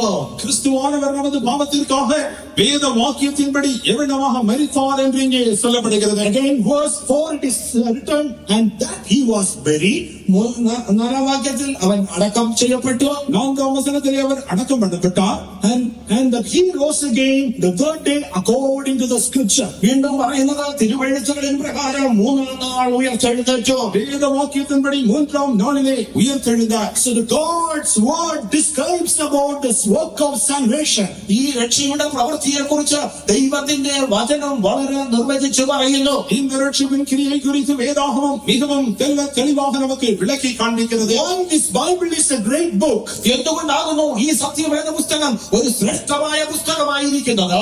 இந்த பரிசுத்த வேதாகமம் ஒரு மகத்தான விசேஷித்த புத்தகமாயிருக்கிறது. There is no book in this world like this book has been faced persecution. ഇതുപോലെ ഉപദ്രവങ്ങൾ നേരിട്ട മറ്റൊരു പുസ്തകം ഈ ലോകത്തിലേ ഇല്ല. இந்த வேதாகமத்தை போல உபத்திரவங்களை சகித்ததான இதற்கு நிகரான வேறொரு புத்தகம் உலகத்திலே இல்லை. In the 18th century, one Walter, he challenged that within 100 years, the man cannot see this Bible anymore in this world. 18-ാം നൂറ്റാണ്ടിൽ ജീവിച്ചിരുന്നതായ വോൾട്ടർ എന്ന വ്യക്തി ഇപ്രകാരം പറയുകയുണ്ടായി, ഒരു 100 കൊല്ലം കൂടെ കഴിഞ്ഞാൽ ഈ വേദപുസ്തകം എന്ന് പറയുന്നത് മനുഷ്യർക്ക് കാണുവാൻ പോലും ലഭിക്കുകയില്ല എന്ന്. 18ஆம் நூற்றாண்டிலே ஜீவித்திருந்ததான வால்டர் என்கிறதான மனிதன் அவன் இவ்வளவாக சவால் விட்டான். 100 ஆண்டுகளுக்குள்ளாக மனிதன் தேடினாலும் இந்த வேதாகமம் கிடைக்காது என்றார். But today the history itself tells about what happened to that Walter's house. എങ്കിലുമോ ഇന്ന് ചരിത്രം വളരെ വ്യക്തമായിട്ട് വോൾട്ടറിന്റെ വീടിന് സംഭവിച്ചതിനെ കുറിച്ച് പറഞ്ഞിരിക്കുന്നു. ஆனால் சரித்திரம் என்று வால்டருடைய வீட்டிற்கு சம்பவித்தவைகளை விளக்கி காண்பிக்கிறது. The Geneva Bible Society purchased Walter's house, and today that Walter's house is the Bible printing press. ആ വോൾട്ടറിന്റെ വീട് ജനീവ ബൈബിൾ സൊസൈറ്റി വിലയ്ക്ക് വാങ്ങിയിട്ട് ഇന്ന് വേദപുസ്തകം ബൈബിൾ പ്രിന്റ് ചെയ്യുന്നതായ ഒരു പ്രസ്സായിട്ട് വോൾട്ടറിന്റെ വീട് മാറിയിരിക്കുന്നു. ஜெனீவா பைபிள் சொசைட்டி ஆனது இந்த வால்டருடைய வீட்டை அவர்கள் கிரயத்திற்கு கொண்டு வேதாகமத்தை அச்சடிக்கிறதான ஒரு பிரஸ்ஸாக அவனுடைய வீடு மாற்றப்பட்டிருக்கிறது. In this every bedrooms that lakhs of Bible copies are there. അവന്റെ ആ വീടിന്റെ ഓരോ മുറികളിലും ഇന്ന് ലക്ഷക്കണക്കിന് വേദപുസ്തകം കണ്ടെത്തുവാൻ സാധിക്കും. அந்த மனிதனுடைய ஒவ்வொரு படுக்கை அறையிலும் லட்சக்கணக்கான வேதாகமத்தின் நகல்களை நாம் காண முடியும். Because he said within 100 years the man have to see the Bible, he have to go and see in the museum. ആ കാരണം ഇപ്രകാരമാണ് പറഞ്ഞത്, ഒരു 100 വർഷത്തിനുള്ളിൽ തന്നെ ഒരുപക്ഷെ നിങ്ങൾക്ക് ഈ ബൈബിൾ കാണണമെങ്കിൽ ഏതെങ്കിലും ഒരു മ്യൂസിയത്തിൽ പോയി നോക്കേണ്ടിയിരിക്കുമെന്ന്. அந்த நபர் இவனமாக சவால் விட்டான். 100 ஆண்டுகளுக்குள்ளாக மனிதன் வேதாகமத்தை காணும்படி மியூசியத்திற்கு போக வேண்டியதாயிருக்கும். Their Walter's book has been kept in the museum. ഇന്ന് വോൾട്ടറിന്റെ പുസ്തകങ്ങൾ മ്യൂസിയത്തിൽ വയ്ക്കപ്പെട്ടിരിക്കുന്നു. வால்டருடைய புத்தகங்கள் இன்று காணும்படியாக நாம் மியூசியத்திற்கு போக வேண்டியதாயிருக்கும். This Bible it says heaven and earth will pass away, but my word will never pass away. ഈ സത്യവേദ പുസ്തകം വളരെ വ്യക്തമായി പറയുന്നത് ആകാശവും ഭൂമിയും ഒഴിഞ്ഞു പോയാലും ഈ വചനങ്ങൾ മാറിപ്പോകുകയില്ല. வானமும் பூமியும் மாறினாலும் கர்த்தருடைய வார்த்தையோ அது மாறுவதில்லை. Praise be to God. ദൈവത്തിന് സ്തോത്രം. தேவனுக்கு ஸ்தோத்திரம். So many challenges this book has been faced, but still now this book has been seen in an original shape. ഈ സത്യവേദ പുസ്തകം അനേക വെല്ലുവിളികളെ നേരിട്ടുവെങ്കിൽ തന്നെ ഇന്നും അതിന്റെ യഥാർത്ഥ നിലവാരത്തിൽ തന്നെ അത് നിലനിൽക്കുന്നു. இந்த வேதாகமம் அநேக விதமான சவால்மை தன்மையிலே இன்றும் அது நிலை பெற்றுக் கொண்டிருக்கிறது. All those kings and various people who came and fought against this Bible, they were all perished, but still now the Bible is very much alive. അനേക രാജാക്കന്മാരും മഹത് വ്യക്തിത്വങ്ങളും ഈ വേദപുസ്തകത്തിനെതിരായി പോരാടി എങ്കിലും അവരെല്ലാവരും നശിച്ച് ഏതുമില്ലാത്തവരായി പോയി. அநேக ராஜாக்கள் அநேக மகத்தான நபர்கள் இந்த வேதாகமத்திற்கு எதிராக எழும்பி கிரியை செய்தார்கள். அவர்கள் அழிந்து போனார்கள். வேதாகமம் இன்றும் அது ஜீவனோடு காணப்படுகிறது. So therefore, if you want to see or hear about the salvation, only one book will be teaching us. That is only the Bible and Bible alone. ആയതുകൊണ്ട് ഈ രക്ഷയെ കുറിച്ച് നിങ്ങൾക്ക് അറിയണമെങ്കിൽ, നിങ്ങൾക്ക് ആ രക്ഷയെ നിങ്ങൾ കൈവശമാക്കണമെങ്കിൽ വായിക്കേണ്ടതായ ഏക പുസ്തകം എന്ന് പറയുന്നത് അത് ഈ സത്യവേദ പുസ്തകം മാത്രമാകുന്നു. ரட்சிப்பை குறித்து நமக்கு அறிவிக்கத்தக்கதான ஒரே ஒரு புத்தகம் கர்த்தருடைய பரிசுத்த வேதாகம புத்தகம் மட்டுமே. ரட்சிப்பை பெற்றுக் கொள்ளும்படியாக இந்த வேதாகமத்தை நாம் வாசிக்க வேண்டியது What அவசியம். I told you, God's word describes it. ആയതുകൊണ്ടാകുന്നു ദൈവത്തിന്റെ വചനം അതിനെ നിർവചിച്ചിരിക്കുന്നു എന്ന് ഞാൻ പറഞ്ഞത്. ஆனபடினால் தான் கர்த்தருடைய வேத வாக்கியங்கள் ரட்சிப்பை நமக்கு விளக்கி காண்பிக்கிறது. Fifthly, the devil hates it. അഞ്ചാമതായിട്ട് പിശാച് ഇതിനെ വെറുക്കുന്നു. ஐந்தாவதாக இந்த ரட்சிப்பை பிசாசானவன் வெறுக்கிறான். The word called salvation, this word the devil hated. ഈ രക്ഷ എന്നുള്ളതായ ഈ പദത്തെ പിശാച് വെറുക്കുകയാണ്. ரட்சிப்பு என்கிறதான இந்த வார்த்தையை பிசாசானவன் வெறுக்கிறான். There is no time to read all the verses. If you want, you can note down some verses. It will be a benefit for you. എല്ലാ ദൈവവചനങ്ങളും വായിക്കുവാൻ സമയമില്ല. നിങ്ങൾക്ക് ആവശ്യമെങ്കിൽ ചില ദൈവവചനങ്ങൾ പറയാം, അത് നിങ്ങൾ കുറിച്ചു വെച്ചുകൊള്ളുക. எல்லா வேதாகமத்து வசனங்களை வாசிக்கிறதுக்கு நமக்கு நேரமில்லை.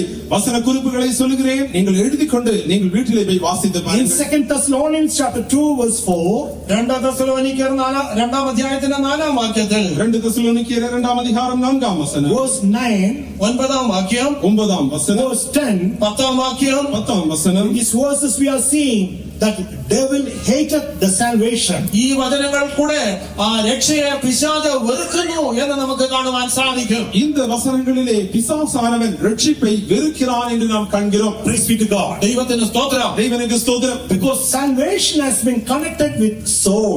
എന്തുകൊണ്ടെന്നാൽ ഈ രക്ഷ എന്നുള്ളത് അത് പ്രാണനുമായി ബന്ധപ്പെട്ടിരിക്കുന്നു. ஏனென்றால் இந்த ரட்சிப்பானது மனிதனுடைய ஆத்மாவோடு இணைந்ததான ஒரு காரியமாக இருக்கிறது. Recently when I came across with one talking to a sister who was working in New Zealand. അടുത്ത സമയത്ത് ന്യൂസിലാൻഡിൽ ജോലി ചെയ്യുന്ന ഒരു സഹോദരിയുമായി Work sister. ന്യൂസിലാൻഡിൽ കർത്താവിന്റെ ശുശ്രൂഷ ചെയ്യുന്നതായ ഒരു സഹോദരിയുമായി സംസാരിച്ചപ്പോൾ சமீபத்திலே நியூசிலாந்திலே ஊழியம் செய்கிறதான ஒரு சகோதரியோடு நான் பேசலானே. There is something, there is a one pizza shop, is the name called Hell Shop. Hell Pizza. അവിടെ പിസ വിൽക്കുന്നതായ ഒരു കടയുടെ പേര് ഹെൽ പിസ അല്ലെങ്കിൽ നരകത്തിന്റെ പിസ എന്നുള്ളതായ പേര് വെച്ചിരിക്കുന്നു. அந்த தேசத்திலே பிட்சா விற்கிறதான ஒரு கடையின் பேர் அது நரக பீஸா, ஹெல் பீட்சா என்பது. And various pizzas name, one is called envy. മറ്റ് പല പിസകളുണ്ട്. അതിലെ ഒരു പിസയുടെ പേര് അസൂയ. அங்கே உண்டு பண்ணுகிறதான பிட்சாக்களிலே சிலவற்றின் பேரு பொறாமை பிட்சா, Lust. അടുത്തത് മോഹം, அடுத்தது இச்சை, Curse. ശാപം, சாபம், Serpent.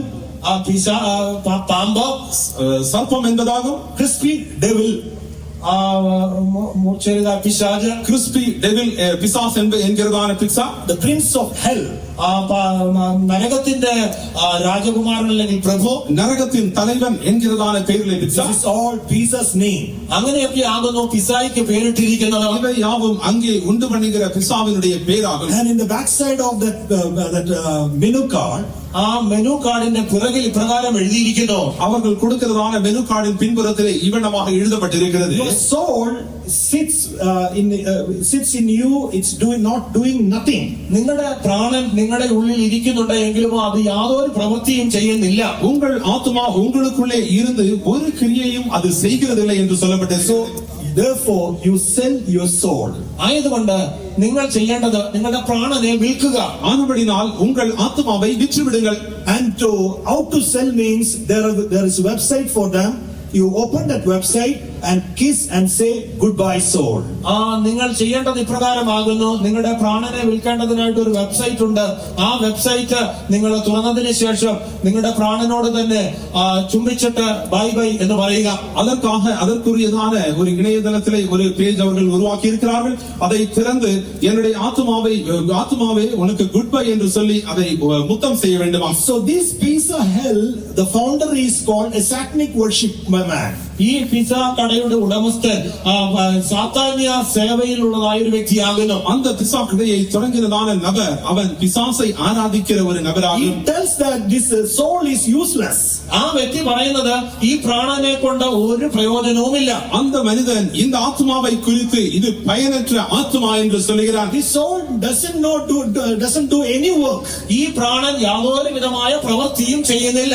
இந்த ஆத்மா எந்த விதமான கிரியையும் செய்கிறதில்லை என்று அவன் சொல்கிறான். So you sell it. ആയതുകൊണ്ട് നിങ്ങൾ അതിനെ വിൽക്കുക. ஆனபடினால் நீங்கள் அதை விற்றுவிடுங்கள். So if the soul is useless, then why they are purchasing this soul? അങ്ങനെയെങ്കിൽ ഈ പ്രാണന് കൊണ്ട് ഒരു പ്രയോജനവും ഇല്ലെങ്കിൽ പിന്നെ എന്തിനാകുന്നു നിങ്ങൾ വിൽക്കുക എന്ന് പറയുന്നത്? அப்படியானால் இந்த ஆத்மாவினாலே பிரயோஜனம் இல்லை என்றால் இந்த ஆத்மாக்களை அவர்கள் ஏன் வாங்குகிறார்கள்? Because devil hates the soul of the salvation. എന്തുകൊണ്ടെന്നാൽ ഈ രക്ഷിക്കപ്പെടുന്നവരുടെ പ്രാണനെ പിശാച് വെറുക്കുന്നു. ஏனென்றால் ஆத்ம ரட்சிப்பை பிசாசானவன் வெறுக்கிறான். Praise be to God. ദൈവത്തിന് സ്തോത്രം. தேவனுக்கு ஸ்தோத்திரம். Sixthly, as I told you about salvation, it's just what man needs it. ആറാമതായിട്ട് ഞാൻ നിങ്ങളോട് നേരത്തെ പറഞ്ഞുവല്ലോ, രക്ഷ എന്ന് പറയുമ്പോൾ അത് മനുഷ്യന് അത്യാവശ്യമാകുന്നു. ஆறாவதாக ரட்சிப்பு என்பது மனிதனுக்கு மிகவும் இன்றியமையாத தேவையான ஒன்று. In 1 Timothy chapter 1 verse 15, 1 തിമോഥെയോസ് 1-ാം അധ്യായത്തിന്റെ 15-ാം വാക്യത്തിൽ 1 തിമോഥെയു 1-ാം அதிகாரம் 15-ാം വചനത്തിലെ this is the faithful saying and worthy of all acceptation that Christ Jesus came into the world to save sinners. ക്രിസ്തു യേശു പാപികളെ രക്ഷിക്കുവാൻ ലോകത്തിൽ വന്നു എന്നുള്ളത് വിശ്വാസ്യവും എല്ലാവരും അംഗീകരിക്കുവാൻ യോഗ്യവുമായ വചനം തന്നെ. பாவிகளை ரட்சிக்க கிறிஸ்து இயேசு உலகத்தில் வந்தார் என்கிற வார்த்தை உண்மையும் எல்லா அங்கீகரிப்பிற்கும் பாத்திரமுமானது. In Matthew chapter 16 verse 26, Jesus said, മത്തായിയുടെ സുവിശേഷം 16-ാം അധ്യായത്തിന്റെ 26-ാം വാക്യത്തിൽ കർത്താവായ യേശു പ്രകാരം അരുളി ചെയ്തു. மத்தேயு 16-ാം அதிகாரம் 26-ാം വചനത്തിലെ ഇവണ്ണமாக for what is the man profited if he shall gain all world and so lose his own soul? ഒരു മനുഷ്യൻ സർവ്വലോകവും നേടിയിട്ട് തന്റെ ജീവനെ നഷ്ടപ്പെടുത്തിയാൽ അവൻ എന്തു പ്രയോജനം? മനുഷ്യൻ ഉലകം മുഴുവதையும் ആദായപ്പെടുത്തിக் കൊണ്ടാലും തൻ ജീവനെ നഷ്ടപ്പെടുത്തിനാൽ അവനുക്ക് என்ன ലാഭം? Oh child of God, the greatness of man, it is his soul has been there. That is why man was great. പ്രിയ ദൈവമക്കളെ, മനുഷ്യന്റെ ശ്രേഷ്ഠത എന്ന് പറയുമ്പോൾ അവന്റെ ഉള്ളിൽ ഈ പ്രാണനുണ്ട്. ആയതുകൊണ്ടത്രേ അവൻ ശ്രേഷ്ഠനായിരിക്കുന്നത്. தேவனுடைய பிள்ளையே, மனிதன் ஏன் மகத்தானவன்? இந்த ஆத்மா அவனுக்குள்ளே இருப்பதினால் அல்லவா? But if that soul has been not received the salvation, that man is a useless man. ഒരുപക്ഷെ ആ പ്രാണൻ രക്ഷ പ്രാപിക്കാതെ ഇരിക്കുന്നുവെങ്കിൽ ആ മനുഷ്യൻ അല്ലെങ്കിൽ ആ പ്രാണന് യാതൊരു പ്രയോജനവും ഇല്ലാത്തതാകുന്നു. മനിതൻ തன்னுடைய ஆத்மாவின் ரட்சிப்பை அவன் பெற்றுக்கொள்ளாத பட்சத்திலே அவருடைய ஆத்மாவினாலே எந்தொரு பிரயோஜனமும் இல்லை. So that is what I told you, it's just what man needs it. ആയതുകൊണ്ടത്രേ ഇത് മനുഷ്യന് ആവശ്യമെന്ന് ഞാൻ പറഞ്ഞത്. ஆனபடினால்தான் இந்த ரட்சிப்பானது மனிதனுக்கு மிகவும் மிகவும் தேவையான ஒன்று. Seventh one, ഏഴാമതായിട്ട് ஏழாவதாக one who believes possess it. വിശ്വസിക്കുന്നവർ അതിനെ അവകാശമാക്കുന്നു. யார் இந்த ரட்சிப்பை விசுவாசிக்கிறார்களோ அவர்கள் அதை பெற்றுக்கொள்கிறார்கள். How you can receive the salvation? എപ്രകാരം നിങ്ങൾക്ക് ഈ രക്ഷയെ കരസ്ഥമാക്കുവാൻ സാധിക്കും? எவ்வளவாக நீங்கள் இந்த ரட்சிப்பை பெற்றுக்கொள்ள முடியும்? Because of the lack of time, just one word, just I'll tell and I'll finish it off. സമയക്കുറവ് കൊണ്ട് ഒരു വചനം കൂടെ പറഞ്ഞ് ഞാൻ നിർത്തിക്കൊള്ളാം. நேரமில்லாதபடினால் ஒரு வசனத்தை மட்டும் சொல்லி நான் முடித்துக் கொடுக்கிறேன். Romans chapter 10 verse 9 and 10 the Bible says, റോമാലേഖനം 10-ാം അധ്യായത്തിന്റെ 9-10 വാക്യങ്ങളിൽ വേദപുസ്തകം പറയുന്നത്, ரோமர் 10-ஆம் அதிகாரம் 9-10 வசனங்களிலே வேதம் how சொல்லுகிறது. you can receive this salvation. എപ്രകാരം നിങ്ങൾക്ക് ഈ രക്ഷയെ കരസ്ഥമാക്കുവാൻ സാധിക്കും? எவ்வளவாக நீங்கள் இந்த ரட்சிப்பை பெற்றுக்கொள்ள How முடியும்? you can receive this, how you can possess this salvation. ഈ രക്ഷയെ നിങ്ങൾക്ക് എപ്രകാരം അവകാശമാക്കുവാൻ കഴിയും? இந்த ரட்சிப்பை நீங்கள் எவ்வளவாக நீங்கள் சுதந்தரித்துக் கொள்ள முடியும்? That if thou shalt confess with thy mouth the Lord Jesus and shalt believe in thine heart, then the God hath raised him from the dead, thou shalt be saved. യേശുവിനെ കർത്താവെന്ന് വാഗൊണ്ട് ഏറ്റുപറയുകയും ദൈവം അവനെ മരിച്ചവരിൽ നിന്നും ഉയർത്തെഴുന്നേൽപ്പിച്ചു എന്ന് ഹൃദയം കൊണ്ട് വിശ്വസിക്കുകയും ചെയ്താൽ നീ രക്ഷിക്കപ്പെടും. கர்த்தராகிய இயேசுவை நீ உன் வாயினாலே அறிக்கையிட்டு தேவன் அவரை மரித்தோரிலிருந்து எழுப்பினார் என்று உன் இருதயத்திலே விசுவாசித்தால் ரட்சிக்கப்படுவாய். With the mouth confession is made unto salvation. ആ വാഗൊണ്ട് രക്ഷയ്ക്കായി ഏറ്റുപറയുകയും வாயினாலே நாம் செய்கிறதான அறிக்கை மனிதனுடைய ரட்சிப்பிற்கு காரணமாகிறது. What you have to confess? നിങ്ങൾ എന്താണ് ഏറ്റുപറയേണ്ടത്? நாம் என்ன அறிக்கை செய்ய வேண்டும்? Jesus Christ died for my sins. എന്റെ പാപങ്ങൾക്ക് വേണ്ടി യേശു ക്രിസ്തു മരിച്ചു. கர்த்தராகிய இயேசு கிறிஸ்து என் பாவத்திற்காக மரித்தார். He buried and the third day he rose again. അവൻ അടക്കം ചെയ്യപ്പെട്ടു, 3-ാം നാൾ അവൻ ഉയർത്തെഴുന്നേറ്റു. அவர் அடக்கம் பண்ணப்பட்டார், 3வது நாளிலே உயிர்த்தெழும்பினார். And that resurrected Jesus Christ is going to come again. ആ ഉയർത്തെഴുന്നേറ്റവനായ യേശു അവൻ മടങ്ങി വരുവാൻ പോകുന്നു.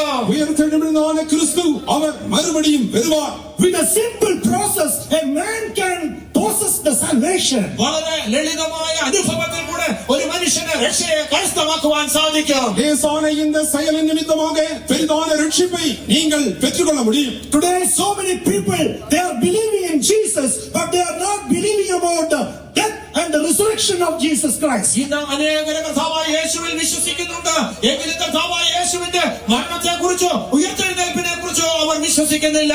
இன்று அநேகர் இயேசு கிறிஸ்துவை விசுவாசிக்கிறார்கள், ஆகிலும் அவருடைய மரணத்திலும் உயிர்த்தெழுதலிலும் அவர்கள் விசுவாசிக்கிறதில்லை. Any man in this world, he can receive the salvation through a simple process. That is, he have to believe in Jesus. Jesus died for my sins and buried, and the third day rose again, and he is going to come again. ഏതൊരു മനുഷ്യനും രക്ഷയെ പ്രാപിക്കുവാനുള്ള ഏറ്റവും ലളിതമായ പ്രക്രിയ എന്ന് പറയുമ്പോൾ എന്റെ കർത്താവായ യേശു എന്റെ പാപങ്ങൾക്ക് വേണ്ടിയിട്ട് അവൻ മരിച്ചു എന്ന് വിശ്വസിക്കുകയും അവൻ അടക്കം ചെയ്യപ്പെട്ട് 3-ാം നാൾ ഉയർത്തെഴുന്നേറ്റു അവൻ വീണ്ടും വരുമെന്ന് വിശ്വസിക്കുന്നതിനാൽ പ്രാപിക്കുവാൻ സാധിക്കും. எந்த ஒரு மனுஷனும் இந்த லேசான செயலினாலே அவன் ரட்சிப்பை அடைய முடியும். எப்படி என்றால் அவன் கர்த்தராகிய இயேசு கிறிஸ்து அவர் மரித்தார், அவர் 3-ஆம் நாளிலே உயிர்த்தெழுந்தார். உயிர்த்தெழுந்தான கிறிஸ்து அவர் நிச்சயமாகவே மறுபடியும் வருவார் என்று அவன் விசுவாசித்து So after all this simple process, if a man cannot do means, how he can escape from that great salvation? ആ ഈ ഇത്ര ചെറിയ ലളിതമായ ഒരു പ്രക്രിയ മനുഷ്യന് ചെയ്യുവാൻ കഴിയുന്നില്ല എങ്കിൽ ആ നാശത്തിൽ നിന്നും അവൻ എങ്ങനെ രക്ഷയൊഴിവാൻ സാധിക്കും? இவ்வளவு லேசான ஒரு செயலை செய்து ரட்சிப்பை பெரிதான ரட்சிப்பை அடைய முடியாத மனிதன் எவ்வளவாக அவன் அந்த ஆக்கினை தீர்ப்பிலிருந்து தப்பித்துக் கொள்ள முடியும்? That is what Hebrews chapter 2 verse 3 says, how he can escape. ആയതുകൊണ്ടാകുന്ന എബ്രായ ലേഖനം 2-ാം അധ്യായത്തിന്റെ 3-ാം വാക്യത്തിൽ അവൻ എപ്രകാരം രക്ഷപ്പെടുവാൻ കഴിയുമെന്ന് ചോദിക്കുന്നത്. அதுதான் எபிரேயர் 2-ஆம் அதிகாரம் 3-ஆம் வசனம் கேட்கிறது. இந்த ஆக்கினை தீர்ப்பிலிருந்து எவ்வளவாக ரட்சிக்கப்பட முடியும்? Because God has been kept only a simple process for man to receive this salvation. എന്തുകൊണ്ടെന്നാൽ ഈ രക്ഷയെ കരസ്ഥമാക്കേണ്ടതിനായിട്ട് ദൈവം വളരെ ലളിതമായ ഒരു പ്രക്രിയയാകുന്നു മനുഷ്യന്റെ മുമ്പിൽ വച്ചിരിക്കുന്നത്. மனிதன் ரட்சிப்பை அடையும்படி இப்படிப்பட்டதான லேசான ஒரு செயலை செய்யும்படி மட்டுமே கர்த்தர் நம்மோடு கேட்கிறார். If you neglect that, you have to face the judgment of God. ഒരുപക്ഷെ അതിനെ തള്ളിക്കളയുന്നുവെങ്കിലോ ദൈവത്തിന്റെ ന്യായവിധിയെ നേരിടേണ്ടി വരും. இதை நாம் ஒரு பொருட்டாக எண்ணாமல் புறக்கணிப்போம் என்றால் நிச்சயமாகவே ஆக்கினை தீர்ப்பை அடைவோம். If you neglect this, you have to face the wrath of God. ഇതൊരുപക്ഷെ നിങ്ങൾ തള്ളിക്കളയുന്നുവെങ്കിൽ ദൈവ ക്രോധത്തെ അഭിമുഖീകരിക്കേണ്ടി വരും. இதை நீங்கள் புறக்கணிப்பீர்கள் என்றால் தேவனுடைய கோபத்தை சந்திக்க வேண்டியதாக. To tell this, to Today we are in the presence of God. ഇന്ന് നാം ആ ദൈവത്തിന്റെ സന്നിധിയിലെ പ്രകാരം കാണപ്പെടുന്നു. നാം ഇന്ന് ദൈവനുடைய സമൂഹത്തിലെ നാം കാണപ്പെടുന്നു. Shall we close our eyes? നമുക്ക് നമ്മുടെ കണ്ണുകളെ അടയ്ക്കാം. நமது கண்களை நாம் மூடுவோமாக. Jesus is very soon is going to come. കർത്താവായ യേശു അതിവേഗം മടങ്ങി വരുവാൻ പോകുന്നു. സീക്രത്തിലെ കർത്താവായ യേശു ക്രിസ്തു വെളിപ്പെടാൻ പോകുന്നു. If you have not received the salvation, receive it. നിങ്ങൾ ഒരുപക്ഷെ ഇതുവരെയും രക്ഷ പ്രാപിച്ചിട്ടില്ല എങ്കിൽ നിങ്ങൾ അതിനെ പ്രാപിച്ചുകൊള്ളുവീൻ. ഈ മട്ടും നിങ്ങൾ രക്ഷിപ്പை അടയാതെങ്കിൽ നിങ്ങൾ ഇന്ന് രക്ഷിപ്പை പെற்றுകൊള്ളുക. Why Jesus is coming means those who receive the salvation, to gather them, Jesus is coming. എന്തിനായിട്ടാകുന്നു യേശു വരുന്നത്? രക്ഷയെ പ്രാപിച്ചിരിക്കുന്നവരെ തന്റെ അടുക്കൽ ചേർക്കേണ്ടതിനായിട്ട് അവൻ മടങ്ങി വരുന്നു. എதற்காக இயேசு வருகிறார்? രക്ഷിപ്പை അടയുന്നதான ജനത്തെ சேர்ந்து கொள்ளும்படியாகவே. May the good God bless us with these words. ഈ വചനങ്ങളാൽ നല്ലവനായ ദൈവം നമ്മെ അനുഗ്രഹിക്കുമാറാകട്ടെ. കർത്താവിൻ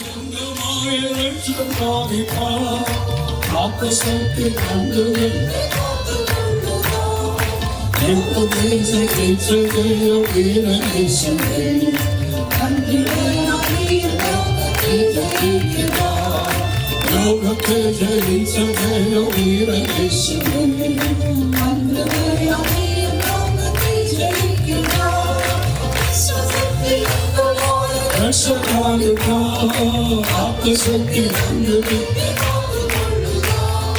വിശ്വസത്തിൽ അന്തമായ